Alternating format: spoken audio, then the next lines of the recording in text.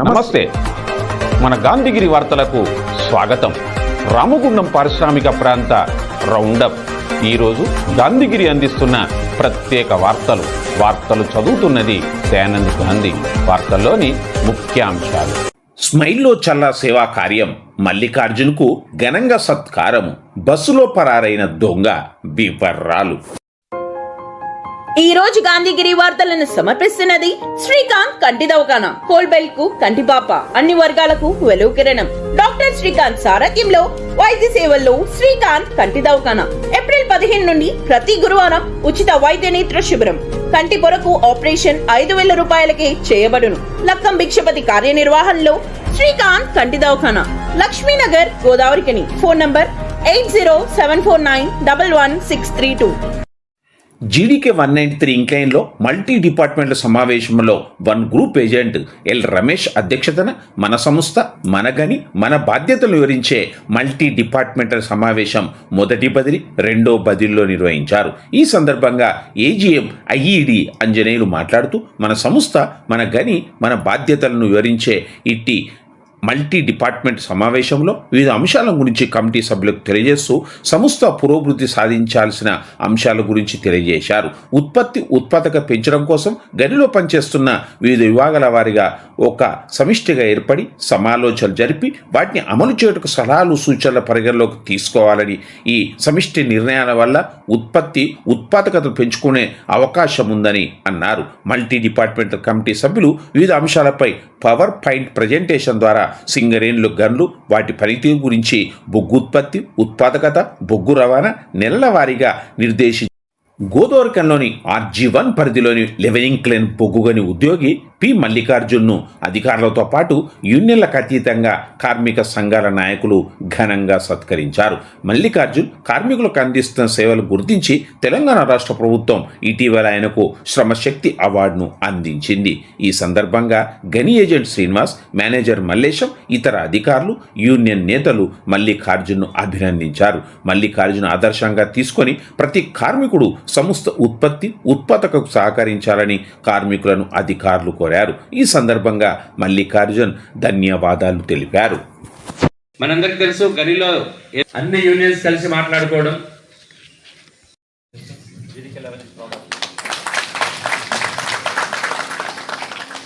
అలాగే బొకేను అందించాల్సిందిగా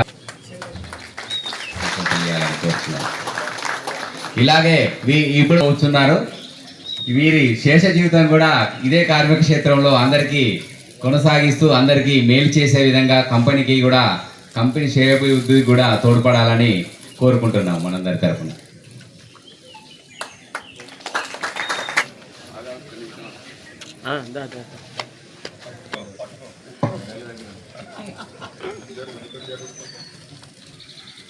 AITC union తరఫున శ్రీ మల్లికార్జున గారిని శాల్వతో సత్కరించుకుంటున్నాను.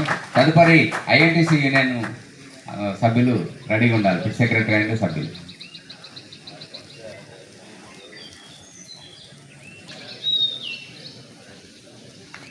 యూనియన్ తరఫున సన్మానానికి సిద్ధంగా ఉండాలండి.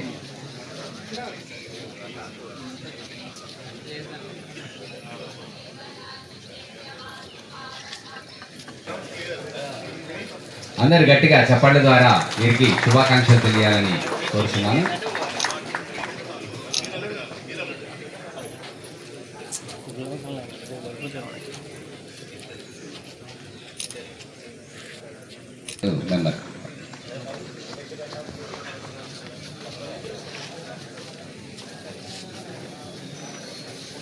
నష్టాలన్నింటినీ ఓవర్కమ్ చేస్తూ గనిలో ఉత్పాదకతకి రక్షణ కోసం మనందరం కలిసికట్టుగా పనిచేస్తామని చెప్పి మీరందరూ కూడా శ్రమశక్తి అవార్డు గ్రహీతకి సమానముగా లేదా అంతకన్నా ఎక్కువ శ్రమ చేస్తూ సింగరేణి కాలరీస్ కంపెనీ లిమిటెడ్ సంస్థని ముందుకు తీసుకుపోవడంలో ముందుంటారని ఆశిస్తూ ఈ అవకాశం ఇచ్చిన ఆర్గనైజర్స్కి ధన్యవాదాలు తెలియజేస్తూ మల్లికార్జున్ గారికి మరొకసారి ప్రియమైన మల్లికార్జున గారు, లెవెనింగ్క్లైన్లో అందరికీ కూడా ప్రీతిపాత్రులు మల్లికార్జున గారు, వారికి మరొకసారి ధన్యవాదాలు తెలియజేసి మరొకసారి అప్రిసియేషన్స్ అండ్ బెస్ట్ విషెస్ తెలియజేస్తున్నాను. Thank you all of you. శ్రమ శక్తి అవార్డు అని అంటే మల్లికార్జునకు మీరు అందించిన ఒక మంచి ప్రేమతోనే ఆయనకి ఈరోజు అవార్డు వచ్చింది. ఎందుకంటే మీరందరూ కూడా తనను అభిమానించారు కాబట్టి ఇలా శ్రమశక్తి అవార్డు తనను ఎంపిక చేయడం జరిగింది. తను యూనియన్లకు అతీతంగా ఎక్కడున్న చిరునవ్వుతో అందరినీ పలకరిస్తూ అందరి వాడిగా ఈ మైండ్లో పేరు తెచ్చుకున్నటువంటి మల్లికార్జున అన్నకు రావడం మా యూనియన్ నుంచి అభినందన తెలియజేస్తున్నా.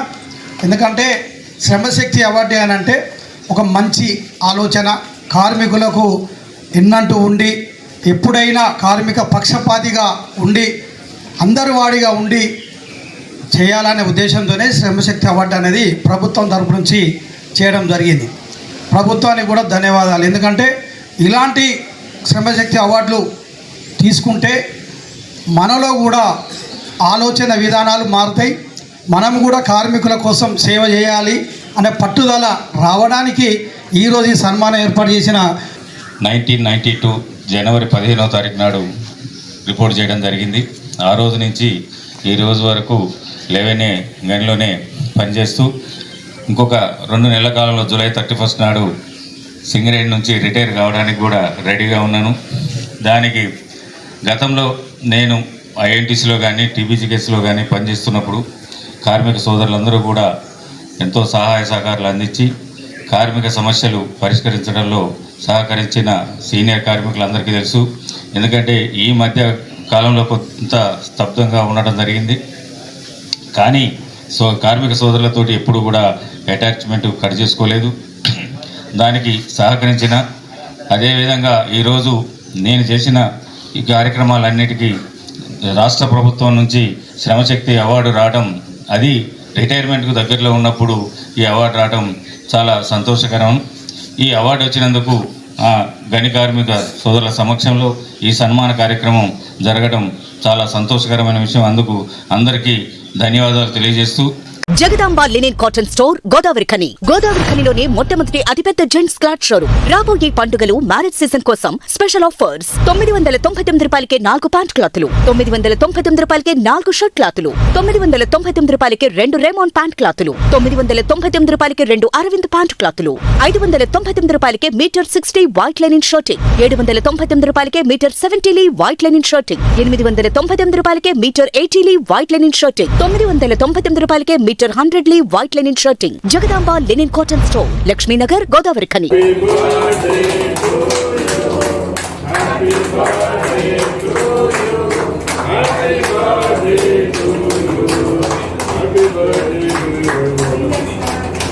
సామాజిక సేవాపరుడు, శ్రమశక్తి అవార్డు గ్రహీత, తెలంగాణ బుగ్గని కార్మిక సంఘం chief organise secretary, BRS party 50వ డివిజన్ అధ్యక్షుడు చల్లా రవీందర్ రెడ్డి పుట్టినరోజు ఈరోజు. ఈ సందర్భంగా చల్లా తనయుడు శ్రీ దివ్య దర్శిని చిట్ ఫండ్ డైరెక్టర్ చల్లా మణికంఠ రెడ్డి, కుటుంబీకులు హర్షిని, విజయలక్ష్మి, శ్రేయాన్షి రెడ్డి, కార్తికేయ రెడ్డి చల్లా పుణ్య కార్యం చేపట్టారు. జ్యోతి గాంధీ ఫౌండేషన్ నిర్వహణలో స్మైల్ యాచకుల ఆశ్రమంలో అన్నార్తులకు అపన్నాస్తం అందించారు. వారి మధ్య రవీందర్ రెడ్డి బర్త్డే కేకును కట్ చేశారు. ఈ కార్యక్రమంలో స్మైల్ నిర్వాహకులు నూనె శరత్, మమత తదితరులు ఉన్నారు. కాగా రవీందర్ రెడ్డి పుట్టినరోజు సందర్భంగా ఆయన ఆత్మీయుడు అయిల్ల నాగరాజు ముద్దుల కుమారులు నిఖిలేశ్వర్, ప్రంజన్ కూడా సేవా కార్యక్రమం చేపట్టారు. నిస్సాయిలకు పాకెట్ మనీని అందించారు. జ్యోతి గాంధీ ఫౌండేషన్లో ఆధ్వర్యంలో నిర్వహిస్తున్నటువంటి కార్యక్రమాలకు ఈరోజు స్మైల్ ప్రాజెక్టులో నూనె శరత్ సారథ్యంలో నిర్వహిస్తున్నటువంటి యాచకులైతేంది, నిరుపేదలైతేంది, వారికి అన్నం పెట్టాలనే ఒక మంచి ఉద్దేశంతో అనాది కాలంలోనే ఒక 8 నెలల్లోనే గోదావరిలో ఒక మంచి పేరు ప్రఖ్యాతలు పొందినటువంటి నూనె శరత్ గారి సారథ్యంలో నిర్వహిస్తున్నటువంటి ఈ ఆశ్రమం, ఈ కార్యక్రమానికి నేను ఈరోజు నా పుట్టినరోజు సందర్భంగా ఈ కార్యక్రమాన్ని మీ మధ్యలో నేను జరుపుకోవడం నా జన్మ ధన్యంగా భావిస్తున్నాను. నిజంగా కూడా నాకు మాటలు రావట్లేదు. ఎందుకంటే అయితే చాలా సంతోషం అనిపిస్తుంది. ఎందుకంటే అందరం కూడా కుటుంబ సభ్యుల మధ్యనే దరిదాపు జరుపుకుంటూ ఉంటాం. కానీ నా జన్మదినం అనేది కనీసం నాతో చేతనైన కాడికి ఒక నలుగురికన్నా నేను సహాయం చేయాలి అనే ఉద్దేశంతో మా ఇంట్లో సార్ చెప్పినట్టు, గాంధీ సార్ గారు చెప్పినట్టు ఏ కార్యక్రమం జరిగినా నలుగురికి అందాలనే ఒక మంచి ఉద్దేశంతో, ఆ నలుగురికి అందాలంటే ఏం చేయాలి, ఎలాంటి కార్యక్రమాలు తీసుకుంటే ఎవరికైతే అందుతాయి, నిజమైనటువంటి వాళ్ళు ఎవరు అనే దాని మీద గాంధీ సార్ ఏదైతే సూచించినటువంటి కార్యక్రమాలకు ఇప్పటి వరకు మేము చేయూతనిస్తూ ప్రతి కార్యక్రమానికి వారు నిర్వహించే ప్రతి కార్యక్రమానికి మా వంతుగా మేము ముందుంటూ నిర్వహిస్తున్నాం. అలాగే ఎవరైనా కూడా వారి వారి మధ్యలో జరుపుకోవడం అనేది చాలా అందరూ చేసే పనే, కానీ మనం ఒకరిని ఆదరించినప్పుడే మనం గుర్తింపు పడతాం. మనం గుర్తింపు కోసం చేయొద్దు, ఏది కానీ వాళ్ళ కోసం మాత్రమే చేయాలి. సార్ చెప్పినట్టు ఇన్ని సంవత్సరాలుగా ఎప్పుడు కూడా చేసినా కానీ నేను ఎప్పుడు కూడా తెర మీదకి రాలేదు. ఎవరితో మాత్రం సార్ మీరు చేయండి, కార్యక్రమం చేయండి, మీరు అది చేయండి అని చెప్పేసి చెప్పడమే జరిగింది తప్ప ఎప్పుడు రాలేదు. కానీ ఈరోజు కంపల్సరీ మేము అందరి మధ్యలో జరుపుకోవాలనే ఒక ఉద్దేశంతో నేను ఈరోజు ఇక్కడ రావడం నాకు చాలా సంతోషకరంగా ఉన్నది. ఇంకా మీ అందరి ఆశీర్వాదాలు ఎప్పుడు నాపై ఇలాగే ఉండాలని కోరుకుంటూ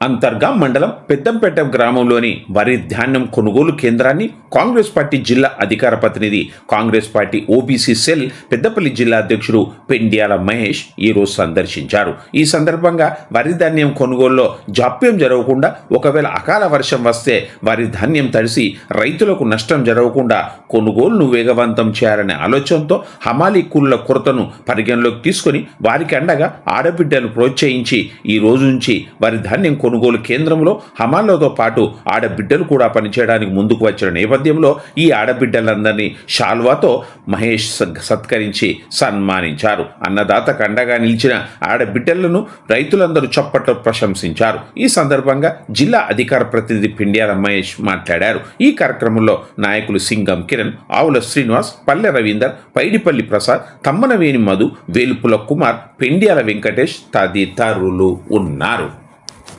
నియోజకవర్గంలోని అంతర్గాం మండలం పెద్దంపేట గ్రామానికి సంబంధించి వరి ధాన్యాన్ని కొనుగోలు చేయడం కోసం కాంగ్రెస్ పార్టీ ప్రభుత్వం ఏర్పడినప్పటి నుంచి కూడా ఇక్కడ ఉన్నటువంటి బహుజన బిడ్డలందరినీ కూడా హమాలి వర్కర్లు ఎవరైతే ఉన్నారో చాలా బ్రహ్మాండంగా వాళ్ళు పనిచేస్తూ వర్షం వచ్చినా ఎండ కొట్టినా ఏమైనా కూడా రైతులకు నష్టం జరగకుండా ప్రభుత్వం ప్రతిష్టాత్మకంగా కొనుగోలు చేస్తున్నటువంటి నేపథ్యంలో వారు కష్టపడుతూ ఎవరైతే హమాలి అన్నలు ఎవరైతే ఉన్నారో వాళ్ళందరూ కూడా చాలా బ్రహ్మాండంగా రైతులకు అండగా నిలబడి ఒక్క గింజ కూడా కట్ చేయకుండా, ఒక్క గింజ కూడా నష్టం జరగకుండా కొనుగోలు చేస్తున్నటువంటి నేపథ్యంలో మరి ఈ వేసవి కాలంలో ఉన్నటువంటి వరి ధాన్యం కొనుగోలు కేంద్రాన్ని మొన్ననే మన నియోజకవర్గ శాసనసభ్యులు మక్కాన్ సింగ్ రాజ్ ఠాకూర్ అన్న గారు ప్రారంభించిన తర్వాత అకాల వర్షాలు వచ్చే ఉన్నటువంటి నేపథ్యంలో అకాల వర్షాలు వస్తున్నాయని చెప్పి వాతావరణ శాఖ సూచించినటువంటి సందర్భంలో ఇక్కడ ఉన్నటువంటి మా బహుజన ఆడబిడ్డలందరూ కూడా మేము కూడా ఈ దేశానికి అన్నం పెట్టేటువంటి అన్నదాతకు, మరి వరిని వండించి అన్నం పెట్టేటువంటి రైతుకు, అన్నదాతకు మేము కూడా అండగా నిలబడతాం.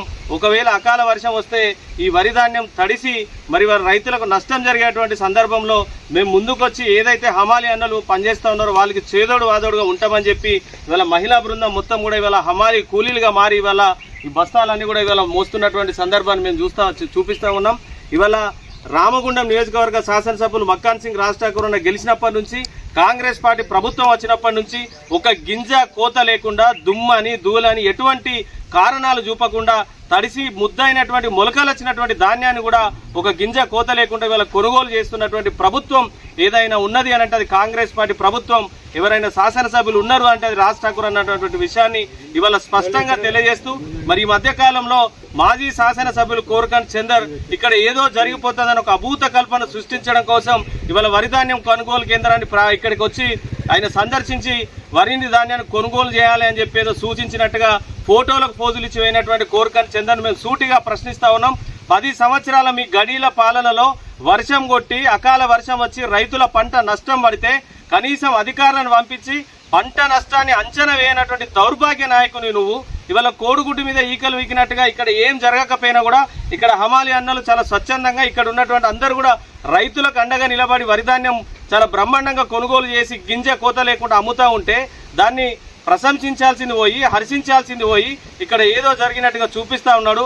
అదేవిధంగా ఈ 2.5 సంవత్సరాల కాలంలో కాంగ్రెస్ పార్టీ ప్రభుత్వం ఏం చేయలేదని చెప్పి ఏదో ప్రగల్భాలు వలుపుతా ఉన్నారు. మిమ్మల్ని సూటిగా అడుగుతా ఉన్నాం, 10 సంవత్సరాల కాలంలో ఒక్క డబుల్ బెడ్రూమ్ ఇండ్లు ఇవ్వలేదు, ఒక్కరికి రేషన్ కార్డు ఇవ్వలేదు, ఒక్క మహిళకు కానీ ఇవాళ కరెంటు విషయంలో కానీ మన అదేవిధంగా సన్న బియ్యం విషయంలో కానీ ఏ విషయంలో తీసుకున్నా ఇవాళ సబ్బండ వర్గాలను మోసం చేసినటువంటి ప్రభుత్వం మీదైతే 2.5 సంవత్సరాల కాలంలో ఇచ్చిన ప్రతి హామీని ఇవాళ 10 సంవత్సరాల ఇయ్యని రేషన్ కార్డులను 2.5 సంవత్సరాల్లో రేషన్ కార్డులు ఇచ్చి చూపించినాం, సన్న బియ్యం ఇచ్చి చూపించినాం, అదేవిధంగా 200 యూనిట్ల ఉచిత కరెంట్ ఇచ్చి చూపించినాం. ఇవాళ గింజ కోత లేకుండా వరిధాన్యాన్ని కొంటా ఉన్నాం. మరీ ముఖ్యంగా 5 లక్షల రూపాయల ఇండ్లు ఇచ్చి ఇవాళ ఇందిరమ్మ ఇళ్లను పెద్దంపేటలో నవ్వుతో నా భవిష్యత్ అన్న విధంగా 254 మందికి ఇండ్లు శాంక్షన్ అయినాయి. ఇవాళ 100 ఇండ్లు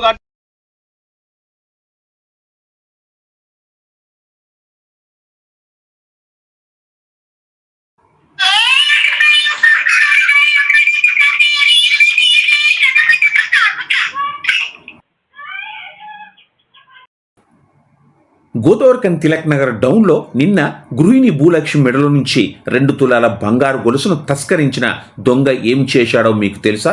ఈ నెల 10న వరంగల్లో ద్విచక్ర వాహనాన్ని దొంగలించిన ఈ గుర్తు తెలియని నేరస్తుడు గోదావరికంలో ఈ ఘటనకు పాల్పడిన అనంతరం నేరానికి పాల్పడిన ఈ దొంగ ఎన్టీఆర్ నగర్, కళ్యాణ్ నగర్, చౌరస్తా, రాజేష్ థియేటర్ మీదుగా మున్సిపాలిటీ జంక్షన్ వద్ద అదృశ్యమయ్యాడు. ఈ క్రమాన్ని పోలీసులు సీసీ కెమెరాల్లో పసిగట్టినప్పటికీ ఆ తర్వాత సీసీ కెమెరాలు పనిచేయకపోవడంతో సదరు దొంగ ముందుకు సాగిన తీరును పోలీసులు తెలుసుకోలేకపోయారు. కాగా ఈ దొంగ తన ద్విచక్ర వాహనాన్ని ఫరోజ్ కాలంలో వదిలేశాడు.